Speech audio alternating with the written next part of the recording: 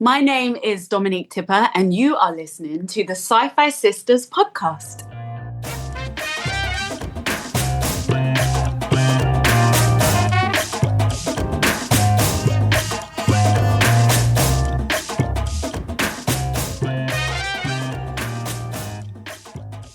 Hey, everybody. Welcome to the SyFy Sistas podcast, where we give you our point of view. I'm Sister Tamia, and today I'm joined, as always, by my sisters, Yvette Blackman-Tom. Hello. And Fran T. What's happening, y'all? Up to me. What's happening? I'm like literally jumping up and down in my seat because I'm so excited for the guest that we have on the show today. You guys will know her as Naomi Nagata from the Expanse, and also Brenda Holland, more recently from Monarch, on Apple TV. She is none other than singer, songwriter, actress Dominique Tipper. Welcome to the show. Hello. I'm so happy to be here. Thank you for having me. Yeah. We're so excited to have you on the show. Tamia, you going to be okay? No, but it's okay. I'm going to get through it. I know Subrina would give you a big whoop whoop. Yes, welcome to the show. Thank you. Big up Subrina. I'm sad she can't be here, but yeah. Yes. Thank you. That. So, like, I was, folks, before we started, I was telling Dominique a little bit, like, how Subrina and I were massive Expanse fans. Like, I was a fan of the books, and then the show came, and I about peed myself because, like, I was like, who's done a sci-fi show so faithfully to a book ever? I mean, it was amazing. But before that, before I get into the Expanse, I saw you in Death in Paradise playing a volleyball player. It's so random as well, because Death in Paradise is like, it's like a rite of passage, I feel, for like every Black actor in the UK. Yes! It's like David Ajala was on there. Like, I was like, David, we saw you. Every OG, I think, has been on there. And my episode was particularly good as well because Lashana Lynch was on it. We had done our first film together, Fast Girls. So like it was a fun episode, and then getting to play volleyball, which was hilarious. So I'm glad you enjoyed that and have brought it up, because nobody ever does. Sure did. Like, I'm a huge Brit mystery fan. So I know, like, I don't know where it came from. Well, it came from Agatha Christie, and it came from watching David Suchet and Poirot and Joan Hickson as Ms. Marple. Like, it started there. But Death in Paradise has its own. I have my own love-hate relationship with that show. Yeah. You know? I think we all do. Yeah. So we all do. Because finally they got a Black inspector, because for you guys who haven't watched the show, the whole premise of the show is like the out of place British guy on the Caribbean island, right? And he's got to be the head detective. He's always the head detective. It's always a white guy.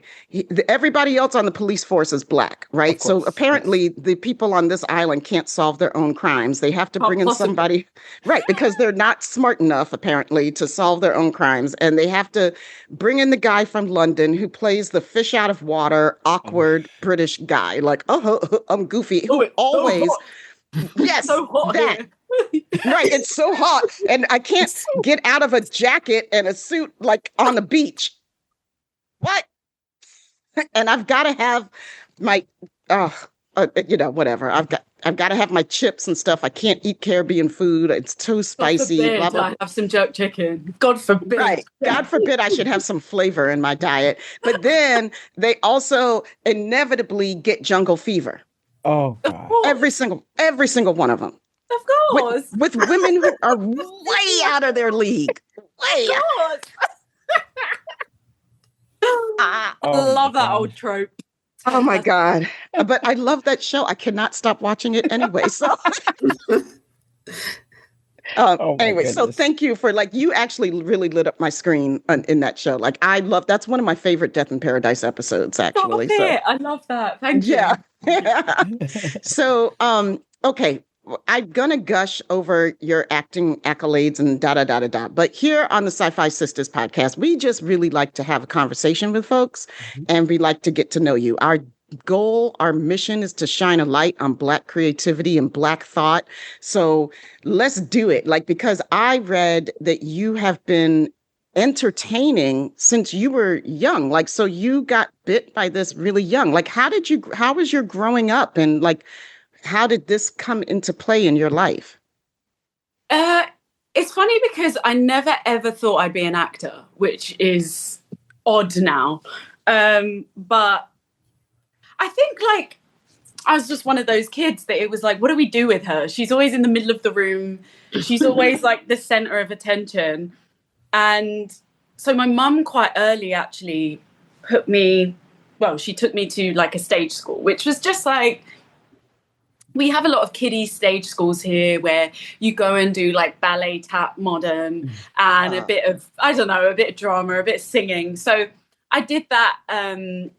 There was a school called Peggy O'Farrell's, and it was mostly took place in the Hackney Empire, which is like a theatre in East London, and because I grew up in East London. So there was always a bit of that, but I never really like heavily took to it then, but I always wanted to be an artist. And then like as I got a bit older, my passion really was in music. Like I wanted to be the Black Britney Spears. Like that was wow, because I love dancing as well. So and I made a lot of pop music and wrote all my pop songs. And as far as I was concerned, like when I was in like the career like meetings that you'd have in school, they'd be like, you know, what do you want to do? And I was like, well, I'm going to be a pop star. So like, I really appreciate you doing this, but like, I'm not going to need further education. I'm going to be a pop star. And they were all like, okay, weirdo. Because it was just, the arts was just not like a thing. And I went to like a Roman Catholic all girls school. Oh, I did too for a long time.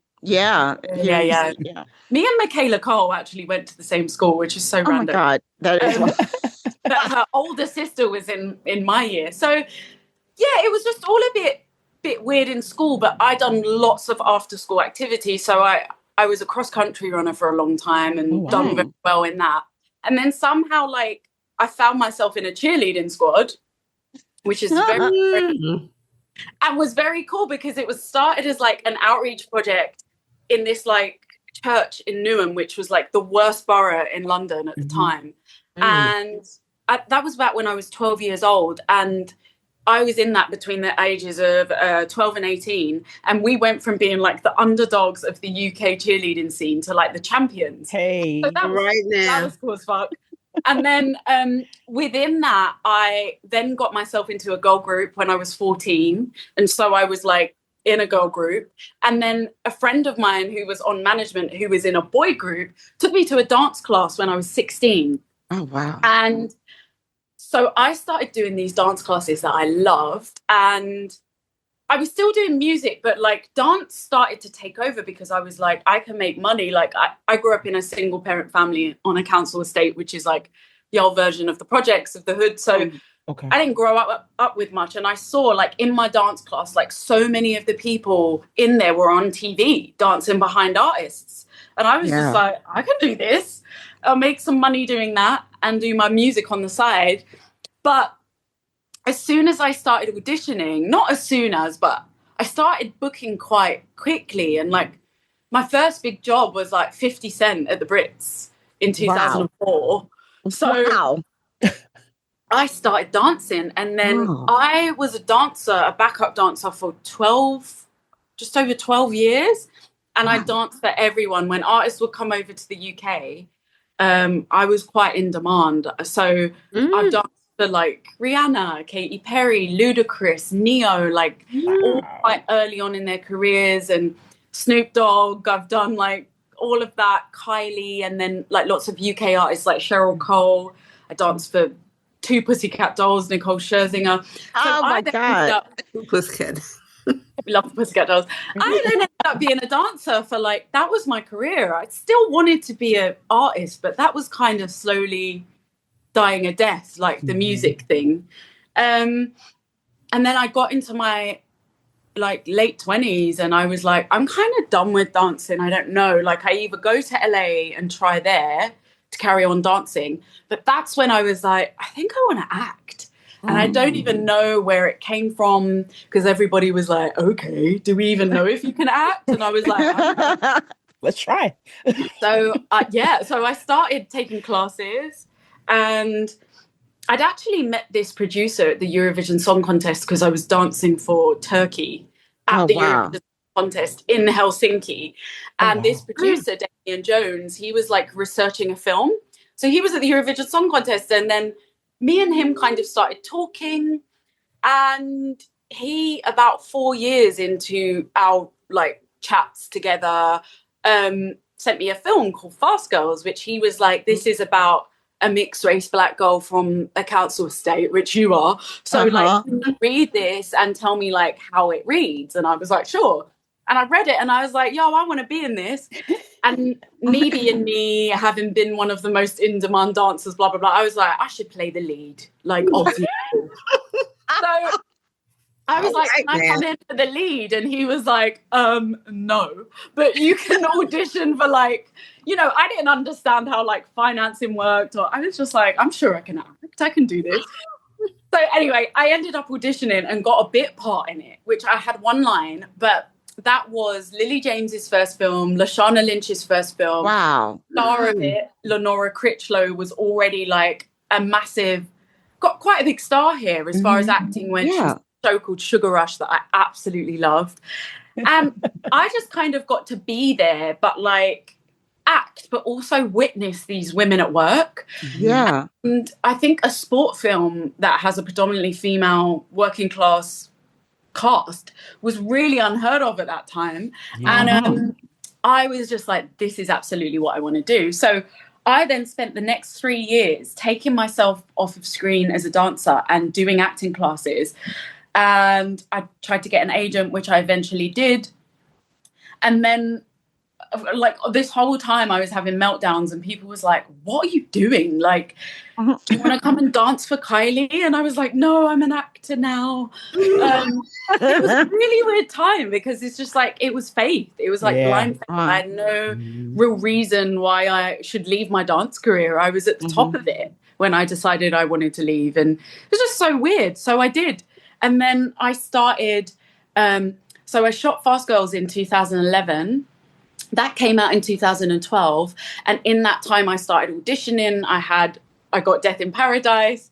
I then done like some other little bit parts. I booked my first role in this ensemble cast on this film called Mind Gamers. And then, sorry, Death in Paradise was after that, because I went from Mind Gamers to Death in Paradise, and then I'd done a bit of island hopping, because I'd never been to Dominica before, which is where my dad is from. And then I ended up in LA, and I'd already put myself on tape for The Expanse, but it was a terrible tape. I was in this hotel that like backed onto a school, and there was no good lighting. And then I got to LA, and they asked me to tape again for it. And I didn't know what was going on. It was like cool. After. And I did the tape again, and then it was like, right, you've got a recall, you've got a chemistry read with Stephen Strait. And before I knew it, I was on The Expanse. And that was 2014. That's crazy. Like my journey in a nutshell. It was meant to be. It was meant to be. Massively. I love the way you listened to yourself, you know, the confidence, you know, because many people get that, like, I'm high in this, but why would I leave this? Yeah. You know, I know what I'm doing here. Why would I leave that and go to something? But you had the confidence, like, well, if I'm good at this, I'm good at this. I still can't really explain it to this day, but you're right. It was very much a gut feeling and like a just intuitive shove that I was following, because I regularly was like, what the fuck am I doing? Like, when I was working in this nightclub, I hated that job. Like, I don't know. I kept just kind of telling myself that like this was the next step. And I still to this day don't know what I was doing, but it was one of those crazy hunches that I think worked out. And I loved class. I loved acting class. I loved that I wasn't good at something, but I had a desire to really get good at it. And I think like doing that again was the process of that was actually driving me more than, you know, maybe winning an Oscar one day or whatever it is. Like, that wasn't my goal. I'd been so good at something for a really long time and done a lot of what everybody would want to do in that field that it wasn't exciting anymore to go into engage in the process of dancing, I think. Where with acting, it was like, I don't even know if I'm good at this. Let me try. Like, let me see if I can. And I actually still feel like that about dancing. Acting. Yeah. So I think that like it's a lifelong learning with acting. You can always but I think that's what it was more than anything is I walked into this class and I was just like, wow, I'm seeing people do stuff that I'm like, that is some real shit. Like, how do I tap into that? Like, this was a bit more of me than I feel like dancing did. So I think it was that. And I got the bug. I was just like, I have to be good at this kind of thing. Process. It's the process. That's what it is. Yep. Yeah, I get that. I love that because I think I'm a person that I like to be challenged. Like when I feel like I have something down, like I've got to feel like I got to figure out what's going to make it more interesting again. Yes. You know, like, or what's going to be the next thing. Like I love that process of learning. I think I just really like to learn. Yeah. You know, and I think the older I've got, what I admire about you though, like tapping into what Yvette was saying is that I do think it was courageous because I'm almost twice your age. Like I'm a lot older than you. And it's taken me most of my life to not be afraid of not being good at something, you know, like, and not to let that stop me from trying something new, you know, and that's rare. I don't know why I'm like that, where I just, I don't know, let's try. Because I'm not great with rejection. So I don't know like where that comes from. But I just think the art form just had me, man. I don't know. Yeah. Well, you're a natural born creative, you know, and it's like when, sometimes I was thinking like when you see different comedians make like stand-up comedians make the transition to on-screen actors, and like people are like they don't expect them, but they're a comedian is a storyteller, right? You know, so you're tapping into everything. So like I'm always like, yes, that's a natural transition to me because you're tapping into every emotion if you're a good stand-up comedian. Also, comedy is so hard. Like, everyone says many dramatic actors that can do comedy, but comedians, when you put them in drama, oh my God, like most of them are so bloody good because comedy is just like, I don't even know. It's so hard. So I do think comedians often are like a bit the unicorns among us. I think what they're capable of. Like I do. It's so hard. I'm always trying to do comedy and I'm like, I don't know, like it's very specific and hard. So like, yeah, that makes sense to me. But I do get what you're saying about like being an artist. Like I've definitely forgotten that and then like refound that again. Like I've been going through that recently where I stopped engaging in process. And I was more focused on result all the time. And I think being an artist is being constantly engaged in process rather than what the result is going to be. And I think like, that's you can sometimes lose that with success in whatever art you're in. So, but that is what drives me and fulfills me and keeps me excited about whatever art form I'm doing is process, really. Yeah. I mean, I think that's the challenge. Like, that's one of the reasons I have so much respect for a lot of different artists, especially in today's world where art is so commodified. Yeah. You know, it's like we're not doing art for art's sake. In Western cultures, at least, you know, there's a lot. So weird you say that. Sorry, Tamia, to interrupt. Go ahead. I'm setting up a like online kind of creative brand called For Art's Sake. So for this reason, so I love that you threw that in there. I was like, oh God, Godwin. Sorry, but carry on. See, it's simpatico. Yeah, because like I feel like, you know, there's so much emphasis on the quantifiable results, but that's not what art is. Art speaks to our subconscious. Art teaches us, art informs us, art directs us, art lets us process. Like that's the role of art in our lives, and it's not necessarily always about like how much can this painting sell for, or how collectible can we make this person, or how many awards can this but we forget that. It's really easy to forget that in our easy. It's a battle. Yeah, and in a capitalist society where one, we have to make money, but also your value is based on what you're worth financially most of the time, even in most art spaces. Like, you do $1 billion film and like everybody's then kind of open, but it's like there's so much before that. So even if you look at the progression of someone like Michael B. Jordan, it's like we loved him in Fruitvale Station. Yeah, we did. But like now he's got power in Hollywood because of Creed and Sinners and and there's always that thing of like how it then boils down to you, especially in acting, because there's so much rejection. So like your worthiness gets tied up in I don't know whether you should be doing the thing or not, but really all you're actually there for is the art. But it can never just be left like that. You end up being a brand or whatever it is, because you kind of have to be. It's just weird. It is weird. Yeah. When you landed The Expanse, when you landed Naomi Nagata, like, what were your thoughts about? I mean, like, I know it must have been like this huge thing, but like, how were you handling that? That was a lot of pressure. It's such a huge show. Yeah, not well. Like, I thought I did. Yeah.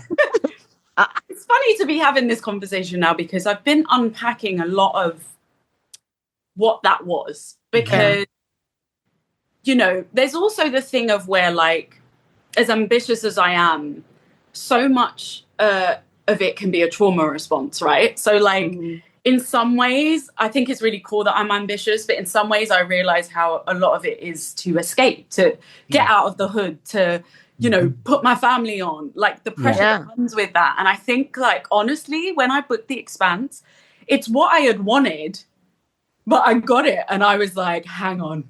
Like the way the imposter syndrome kicked in, because I was the most inexperienced lead on the set. I was like, I'm not sure y'all have made the right decision. Like, and I hadn't been on a set like that. I hadn't been on a Hollywood set. Like, and I don't know. I hadn't really, like, now I'm what, 12 years into it, and I finally feel like I've got a process that I understand when it comes to acting.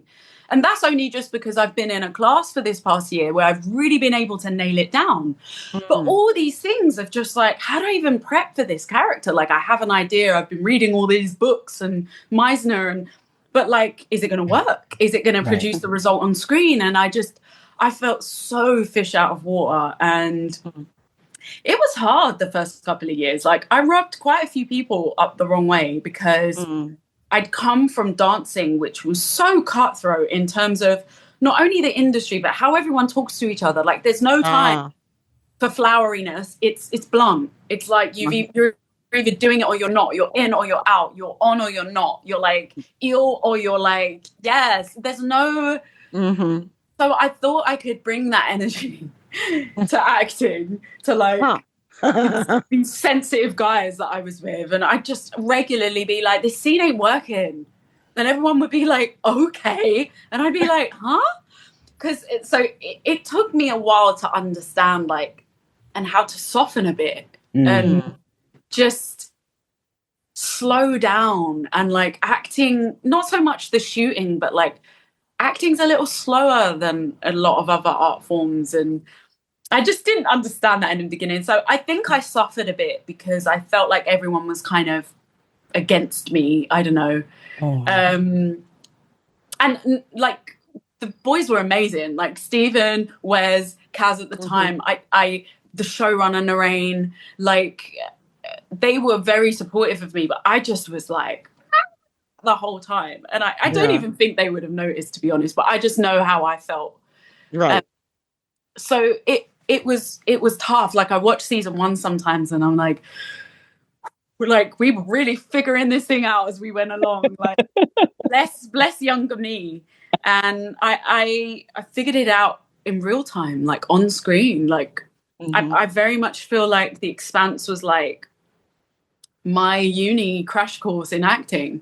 I also didn't believe in studying anything like traditionally. I was always just like, oh, dancing? Yeah, I'm just going to go and take classes. Like, forget qualifications. And same with acting. I was like, I ain't going to acting school. I'm going to do it my way with classes. So it's just funny that, like, I kind of fast track myself into these things, and then I'm like, shit, like swimming out the deep end, basically. Which I'm kind of grateful for in a way. It's I don't know, but yeah, it was weird. I didn't know what I'd gotten into. I was just kind of figuring it out as I went along, and I didn't know how good the show was going to be. Like, that's another thing. I just was like, so cool. I'm on a show and I'm earning this much money. Like, wow. I was just happy to be there.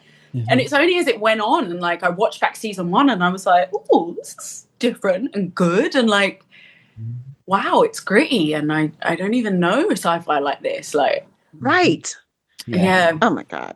Like, I could wax nostalgic about The Expanse like all day long because I mean, we are born out of Star Trek, and like we are Star Trek girls, and we were raised by Star Trek. Like, literally, in Fran's case, she was watching the original run when she was 11 years old, right, Franny T? Right on.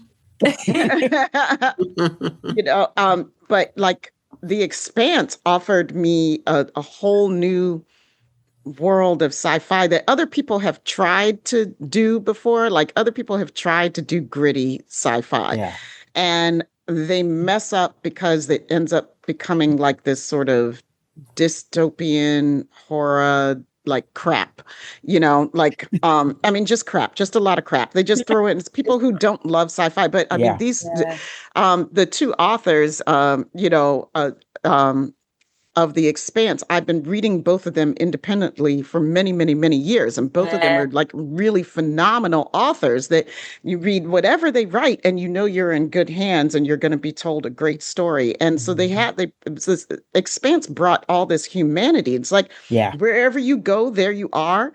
You know, that like Star Trek gives us the optimism, right? And the hope, like, oh, here we are in a better place.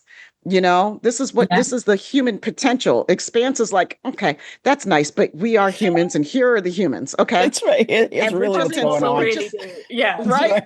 And we're just the humans in space, and like we don't have sleek, nice ships. They're like, it's some junker crap that we're hauling through space. Yep. As it would really be. There's class, there's tribalism. Here we are in our grey politics, and I do think that is the most beautiful thing about The Expanse. Like, it's a political drama, really. Yes.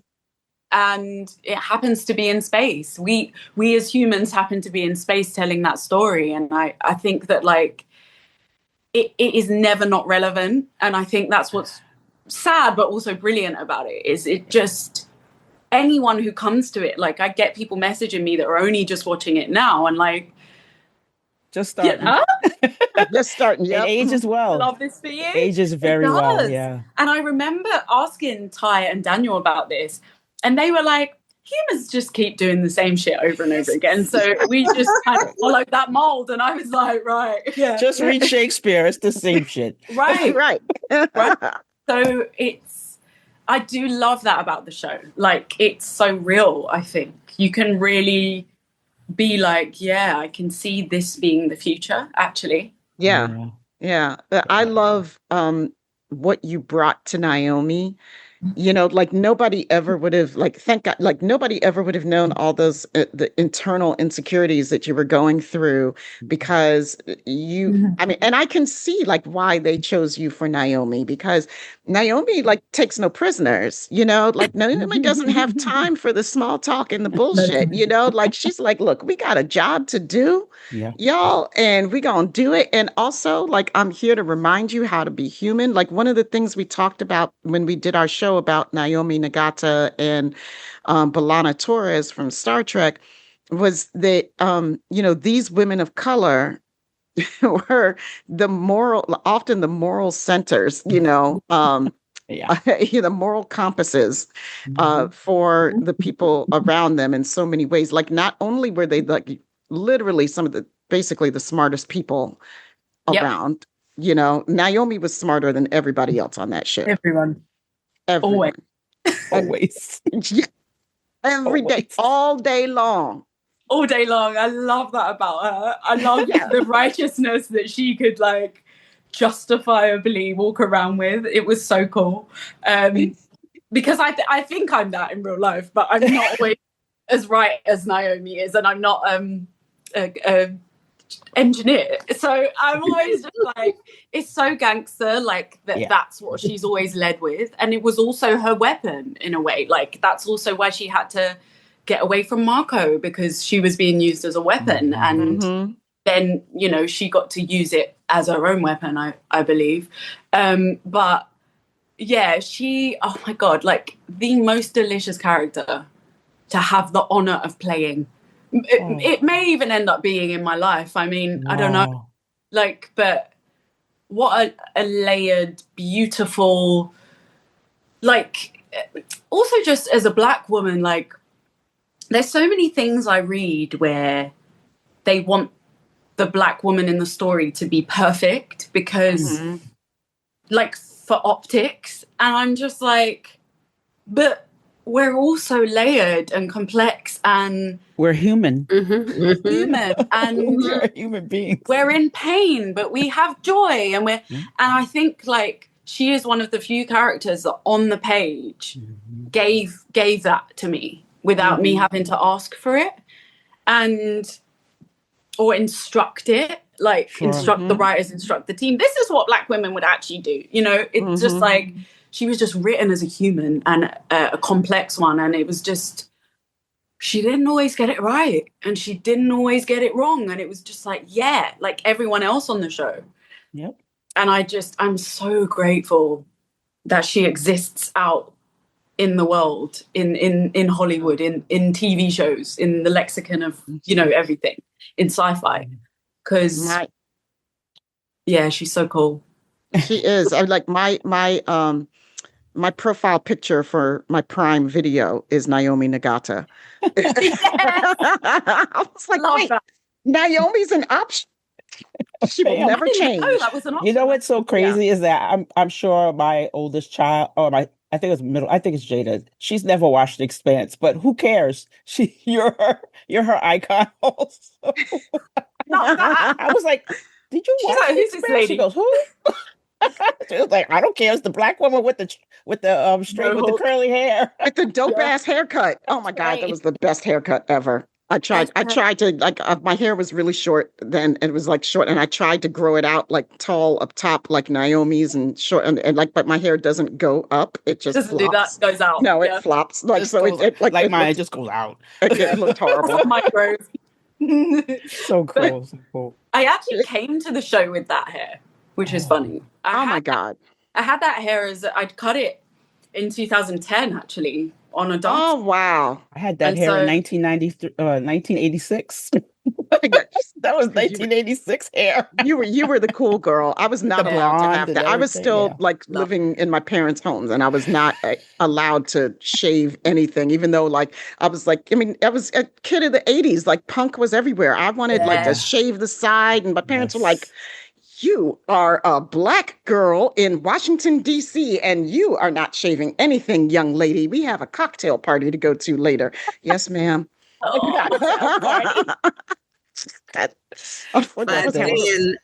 course, I'm older than everybody. I could wear my hair any damn way I want. Yeah, right. You were a grown ass woman. You were a grown ass woman. You wanted to do anyway. I shaved the side of my head, and I did everything. As long as it stayed natural, I did whatever the hell I wanted to do with my hair. You were always so far ahead of your time, Fran, though. I know. And everything. I know. Because you were doing that in the 70s. Yes. I used the Caesar cut, the really short hair. Yeah. I wore it. I remember dancing off of Got to Give It Up by Marvin Gaye. I was worried about my hair because I didn't have any. Because I had cut it all off. I love that. So Oh fly. my God. But you know what else, Fran? Like when you were talking, Dominique, you know who you reminded me of, Fran? Did she remind you too of when we had you and Yvette, when we had our first discussion with Sonequa Martin Green? Yes, very Yes. much so. Oh, Yes. Sonequa. I love that. Yes. Very much so. Very Very much much. so. Yes. Another I gangster sci-fi queen. Yes, she Yes. Yes. That's right. is. That's And right. she's the reason we started. So Oh, Yeah. we really? when you came Yeah. on and started talking, I was like, oh my God, this reminds me of Sonequa's interview. Yeah. Yeah. Oh, I love It that. does. Yeah, yeah, Yes. yeah, yeah, yeah. Great. Yes. I It just did. Great. I want to just say like I said, I'm coming to Expanse very late, but I learned about it because of Tamia and Subrina. But what I did get from it is the fact that how much they loved you, and how much when people talk about the Expanse, you're always the Expanse and Dominique. It never goes, it's always you two together. And I want to make sure you're on this podcast because we want to give you your flowers. We want Oh, you to understand how much you Yeah. mean to us, how much you mean to Black people everywhere. Mhm. don't. We I'm gonna do. cry.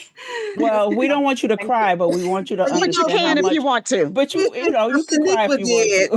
Sonequa cried. But we Sonequa we cries. do want Yeah. to make sure you understand how much we do appreciate Mm. the time and effort it took to put Naomi on screen, because Mhm. it meant a lot, not just the little girls, not just the people maybe your age, but we're older than you, and it made a lot to us also. Mhm. We didn't grow up with having, the presence on the screen all the time. Mhm. So, I mean, we went even in Star Trek, which is beloved to us. It was Uhura. Then we had to wait all the way till Sonequa.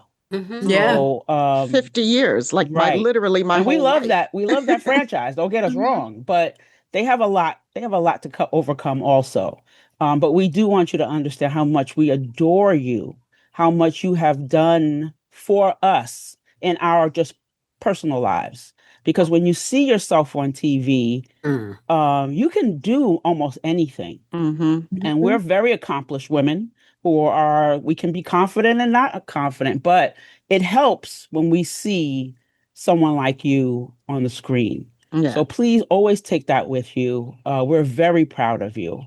And I just Thank wanted you. to let you know that. Yeah. That's so nice to hear. I forget that sometimes, I think. Yeah, Never forget that. Never well, forget that. thank you for saying that. That's so lovely. Yeah. And like Yes. in your lowest moments, like Yes. just remember that at least there are these Black women over there in the States who talk to you, who have your back, All the time. Yeah. No, it's great. Thank you. And I'm so proud to have put a character like her on screen, because it's not easy shooting a TV show. And I was away from home 6 months of the year, every year, but she's so worth it. Mhm. I just, it is just such an honor of my life thus far in my I career. love that. Well, I'm seeing glimpses, like we watch Brenda Holland in Yeah. Monarch, and she's another take no Oof. prisoners badass bitch. And like I want to hate her, Oh, but I cannot. I cannot. I'm like, this sister's working many angles, and you are bringing so much depth to her. Like, I think like that role could be flat. They don't Yeah. give her a lot, No. but what you're bringing to her is everything. Because, Thank you. I swear to God, like, I so love I'm not. Brenda. I love Brenda. I'm not a Yeah. monsterverse person at all. Like at all. Like I went kicking and screaming into Monarch, and I did it because Yvette wanted to do it, and we did it in honor of Subrina because Subrina was a hardcore monsterverse Godzilla. She loves girl. Kaiju Fran. Yes. She was a huge kaiju fan. So I'm like, okay, all right, here I go. So like now I got to watch these big monsters fight, and I got to watch like scientists, like the hubris of humanity, like, oh, I'll fix it and do it my way. And next thing you know, thousands of people are dead because your dumbass didn't leave something alone in a cave when you should have left it alone. Yep. That's the whole thing. Yep. But like I get it now. I have a much larger understanding of the whole like kaiju universe and and the metaphors that are happening, you know, in there. But still, I mean, no shade, Monarch. Brenda's my shit. I mean, like Brenda, I watch the show so I can get glimpses of Brenda, and I see not enough Brenda.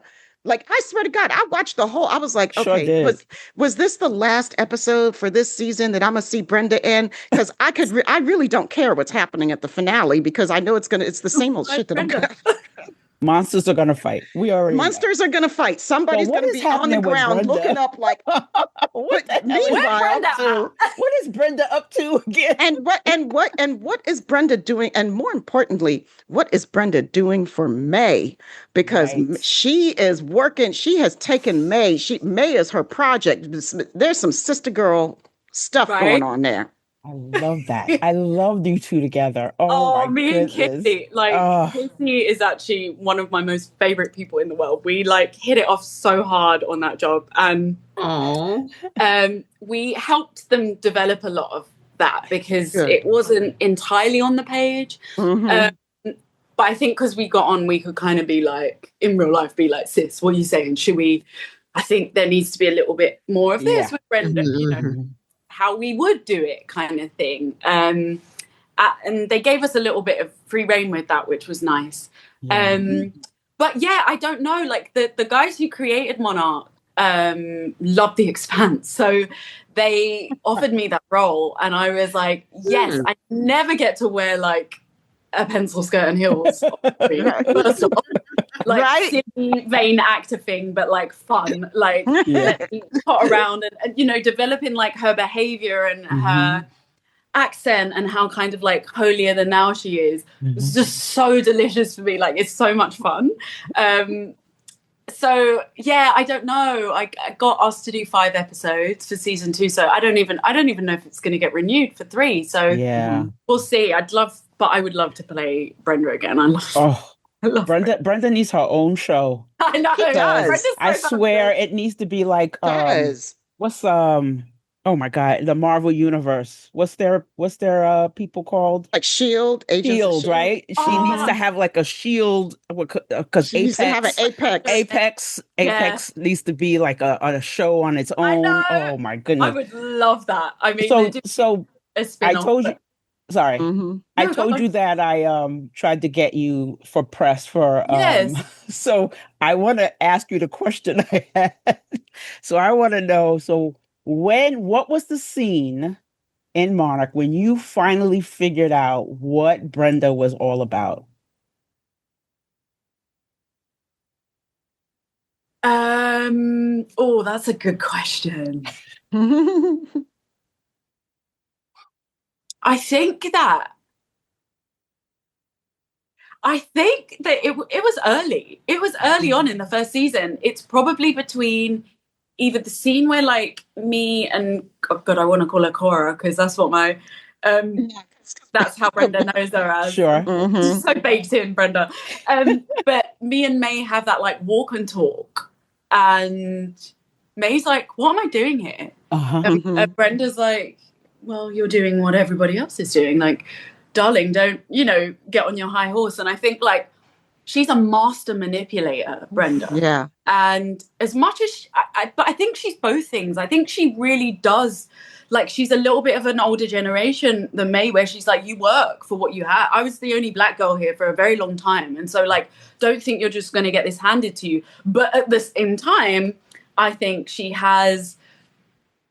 there's a level of power that she's hungry for, which we see more in season 2. And like, I think controlling the Titans is just was her idea of that. Yeah. Because she's still answering to Walter, which I think is interesting about Brenda. She's not her own boss yet. No. But she probably should be. So that's the only reason I want season 3. Yeah. I want to see what the hell is going on. Send an email to Apple, be like, so Brenda. Yeah. Happening here? Right? Apex. We need Apex. That's because I think they just think everybody loves Kurt, and therefore he will keep resurrecting from the dead. I don't know. Okay. But yeah. Yeah, and there are those people. Sure, But the rest of us, Brenda. Brenda. Yes. Right. I'm like, exactly. because you brought so much depth to her, because she wasn't a pastiche little, like, one dimension, two-dimensional character. She wasn't I'm a bad guy. She's very human. And Yes. and there's all these little moments with her where you get to see the facade crack a little bit sometimes, and you get to see beneath that, and that's what makes her so intriguing. Like and that was so important for me. Like, I didn't want her to be like a mustache twirling British villain, because she was a little bit like that on the page, I'll be honest. Can imagine. Especially in season 1. And so I did say to the writers, like, can we bring in a bit of, I guess because as well, being on The Expanse, it's very hard. Like, that show is so well written. So I always want to have more human, more complex, more like stuff that contradicts itself. Like, I wanted us to see that, like, Brenda really believes in what she's doing, the project being at apex. She's not just like, So I think, like, I'm always going to do that with characters. I'm going to be like, what's the gray area? How can we flesh that out more? Because that, to me, is where people see themselves and sees the kind of ickiness of humans. And I think that's the kind of art I love. Like, I want to look at someone and be like, girl, you were wrong. But also, I get it, like, I can see myself making that choice. My favorite villains. My favorite villains. Me too. I'm like, that's where you kind of go like, oh, that's in all of us, if pushed far enough, right? Or if I was that ambitious, I'd probably go that way Brenda went, and then realize that, like, I just wiped out a bunch of people trying to control this Titan. Like, it's devastating. So I think that, like, that is always interesting for me. That's always what I'm going to aim for in a character. I always want to play those kind of roles. Otherwise, I don't entirely know what I'm doing if I'm not reflecting the human condition back to someone, Yeah, you did the same thing. I saw the story of Moses. When you did Zipporah, because everyone thinks they know that story, but you did a really good job. Thank you. You really did. I found that sad, that job, because that was sold to me in a certain way, and it didn't. It was supposed to be like 6 episodes, and like it just didn't pan out that way. But so much of it was about Zipporah and Moses's relationship. So like there were like 3-4 episodes that were just about us. And it didn't, they kind of chopped it up into the kind of generic version of it again, which I was just like, no, guys. But I think what was good is me and Avi, who played Moses, we fleshed out so much of their relationship. Yes, you can tell. He was like, they have to be in love. And so that's why I did it, because I'm not big on biblical stories, but for me, it's always about the character. And I'm like, firstly, Zipporah is the black woman in the Bible, which I'm just like, sick. Also shooting in Morocco, I was just like, sure, why not? But this more thing about, like, why does someone go on this journey with their husband against all the odds? Like, why does she convert to Christianity? Like, none of that made it onto the screen, but we had really fleshed it out in quite a beautiful way. So it ended up being good anyway, but I was a little bit gutted, because I was like, but you know what, I think because, I don't know, I've read the Bible a few times, and, I always hit on that love, that relationship, like you said, there's so much to that relationship. And why do you follow someone against the odds? You can't hear God talking to your husband. He could be crazy. We really had that. Like, there was a scene that didn't make it where my dad, I go like, I don't want to go. Right.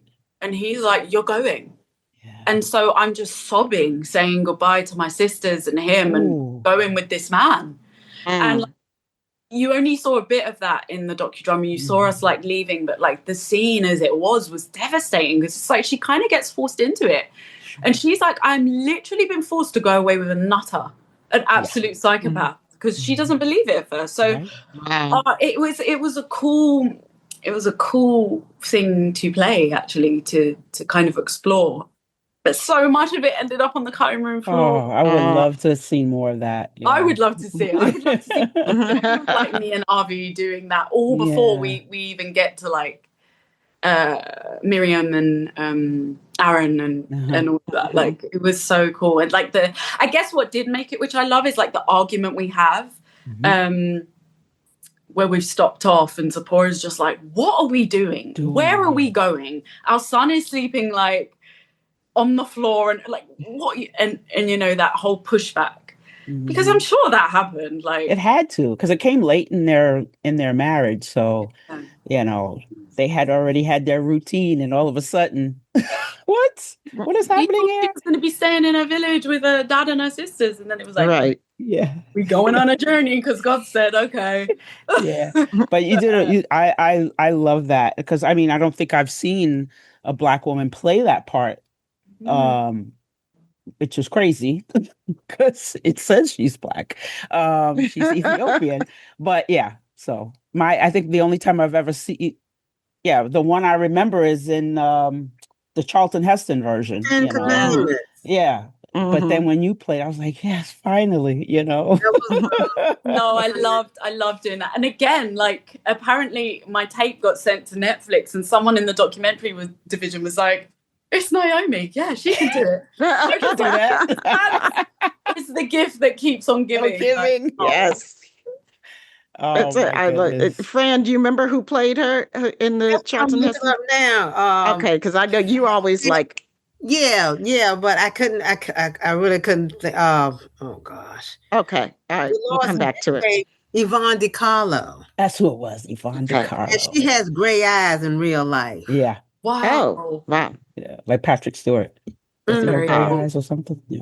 That's cool. That's cool. I think like Star Trek, like The Expanse has a really devoted fan base, just like Star Trek, and and will continue on in, you know, going. It will be the gift that keeps on giving for sure. You know, like just like if you had been in Star Trek, and God, one day I hope you can be. Like, please, God, make that happen. She's in the Monsterverse. She's good. You like to be in Star Trek? Yeah. It would be about the role. Like, I'm always just like, if it's a good role, I'm there. That's why you'll find me in a Bible story or something else, because I'm like, the character is what does it for me. Is this going to be interesting for me to explore? Is it something I've never explored before? Like, I'd love to play a villain in Star Trek or something. Like, that would be so much fun. So, yeah, like, people why not, right? Oh, I'm there. You know, I love that attitude. Can I ask you? I just want to ask a question about fandom, since we were talking about it. I mean, you guys were canceled, right? And then like the fans went nuts. That's what I was going to bring up. Yep. I mean, what was going on while that was happening? Like, what were you doing? Like, when you first heard this was happening, what was going on? The fans were like trying to. I didn't believe it, to be honest. I was just like, oh, that's cute, but like, we're done. Like, we were at Alcon's offices, who produced the show, like clearing the office out. I was like, oh, can I have that thing, that little doll of me, and can I have those ones? And we were like divvying up the merch, and just kind of like, I definitely cried in the lift that day, actually, on the way down to the parking lot in LA, because I was like, okay, where's, like, gave him a hug goodbye, and it was just like, wow. That was it. I was asleep in London when the announcement happened. I didn't know. And everyone was like, we're coming back. And I was like, what? And it was almost like a bit jarring in a way, because I think I grieved leaving it. And then it was like, oh, okay, we're back. And we're doing like more seasons, okay? And I'm so glad, because to get to season 5, to Naomi's like full circle moment with her son. Right. That was so epic for me as an actor to be able to give that to a character, and just what it did for me as an actor. Like, So I'm Season 5, you left every fucking thing out there. Season 5 was the shit. It was so amazing. I mean, like Subrina and I were apoplectic. We were apoplectic watching. We were like, the chick is hanging out in space, like by her. Like first she's like in solitary confinement. She breaking her chains, getting away from the abusive man, and like look what she jerry rigs the whole damn ship. She saves another thing, and then she damn near sacrifices herself all for her son. What? Oh my God. It was just amazing. Girl. It's so funny as well because I didn't read that book because I knew it was like Naomi's book and Naomi's story, and I knew what was coming. But I was like, you know what? I just want to do each script 100%. I don't want to know what's coming. But honestly, by like episode 6 or something, I was like, are y'all trying to kill me? Like, is there more of this? And Lorraine looked at me like, yep. I was like, do I die? They was like, no. And I was just like, shit, guys. And it is one of the most, I mean, I haven't had an experience like it since. Like, I was done. Like, I've never been that tired. I've never been that emotionally drained. Like, I had to take a little holiday afterwards, and I was like, pining for sight. It was so weird. I was like, my son. And I was like, that is a 25-year-old man that is not your son. Like, stop. But it really affected me. Like, I was so, there's even some scenes of it I can't watch now without crying. Like, it's so visceral. You did the thing. I mean, it was all of that. It was because it was so physical, but it was because it was so emotional. You brought everything to, I mean, it was a true tour de force. I mean, a true tour de force in every sense of that word. And I can't thank you enough for what you gave in that season. And I think like you should have won a friggin' Emmy for the whole damn season. I mean, thank you.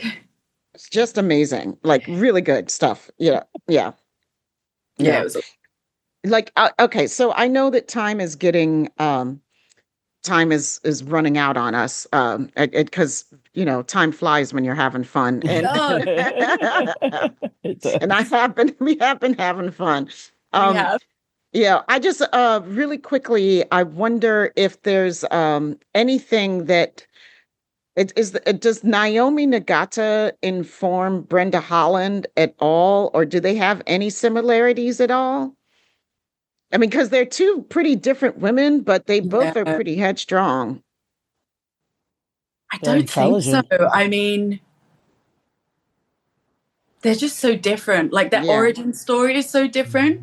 Mm-hmm. So I don't see them as the same, like even a little bit in my head. But I do think they are both very commanding, but actually in different ways. Mm-hmm. I think Brenda's a lot more forthright with her authority.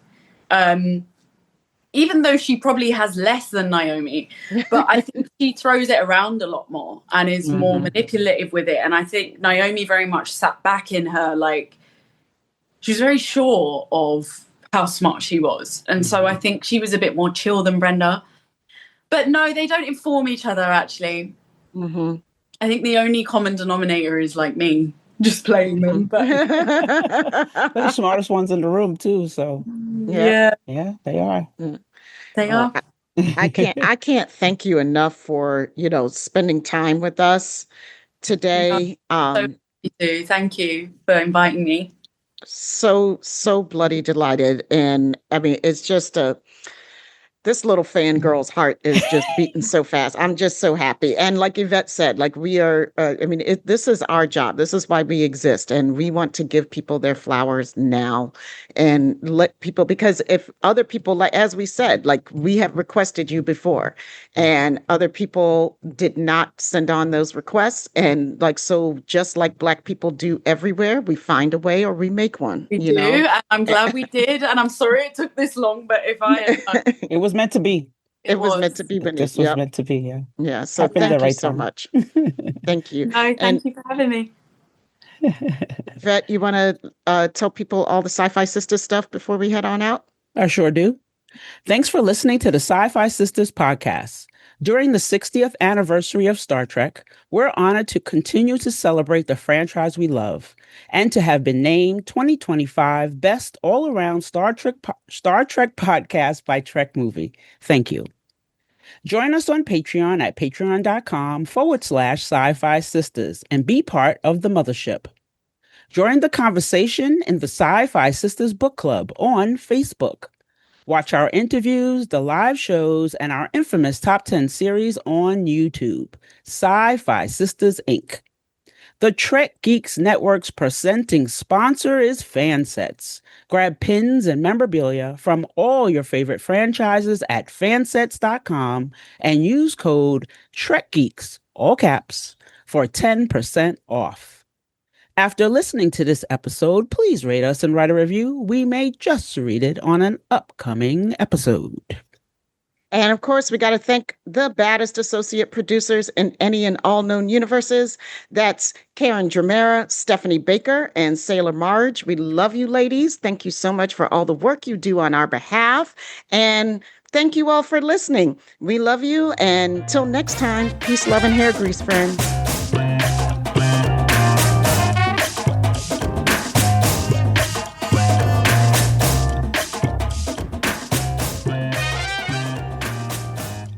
Hey everybody, Sister Tamia here with the shorty shoutouts for this month. We'd like to thank the following patrons for your support.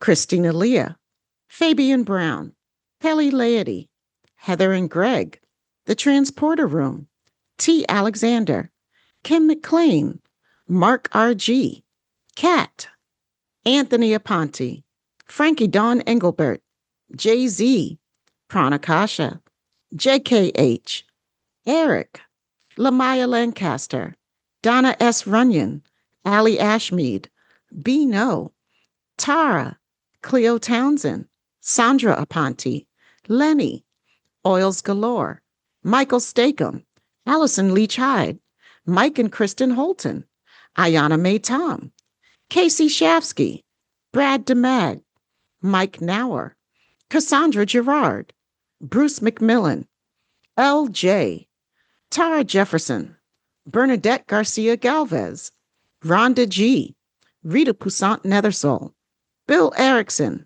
Zakia Graham, Linda Anderegg, Jeffrey Cochran, Old Klein, Peter Heisler, Olga Kravchuk, T.J. Jackson Bay, Liza Albright, Kalia Zawaki, Stephanie Baker, Sailor Marge, Stephanie Dole, Jamal Taylor, Scott Jensen, Ann Bradley, L.M., Dave A. Gregory, Eve England, David Boston, Karen Dramera, Sue K., Muhammad Noor, Susan V. Gruner, and Anna Post.